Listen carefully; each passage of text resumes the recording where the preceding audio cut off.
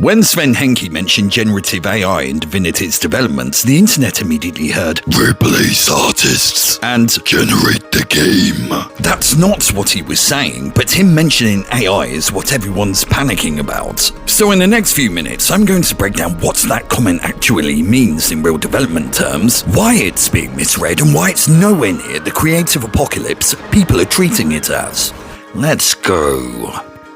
Yes, Larian is using generative AI in the development of Divinity. No, the game is not being secretly written by a robot in a hoodie. Vincke has been very clear. All content at launch is human-made, human writers, human actors, humans doing the creative work, which immediately ruins the popular narrative where a soulless algorithm fires everyone and replaces them with autocomplete. Bloomberg's interview with Vincke did note there was some pushback internally, which is now being treated online like evidence of a scandal, when in reality it's just called a conversation, something that happens when adults build complicated things together. According to Vincke, everyone's now broadly fine with how AI is being used, but to translate, they probably argued about tools, set boundaries and moved on, which is either reassuring professionalism or incredibly disappointing if you were hoping for a cyberpunk dystopia. So what we actually have here isn't AI replacing creativity, it's a studio saying, we'll use this for the boring bits and keep the art human, which is not sinister, it's not revolutionary, it's just game development 2025 and into the future. Simply no escaping it, sweethearts. And here's where the entire internet tripped over a single badly behaved sentence.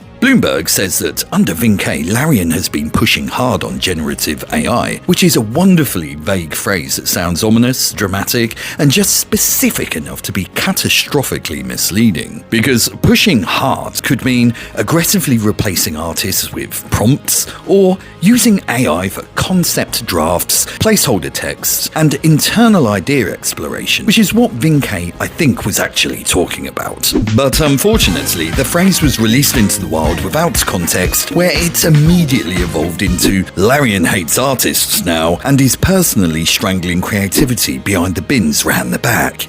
And so Vincke then had to go onto Twitter, always a sign things are going well, to clarify that no, they're not replacing concept artists, they have 72 artists and 23 of them are concept artists, and they're hiring more, which is a strange way to run an anti-art, job-destroying AI dystopia, don't you think? And let's add a +1 for my soul-bludgeoning lisp when trying to say artists,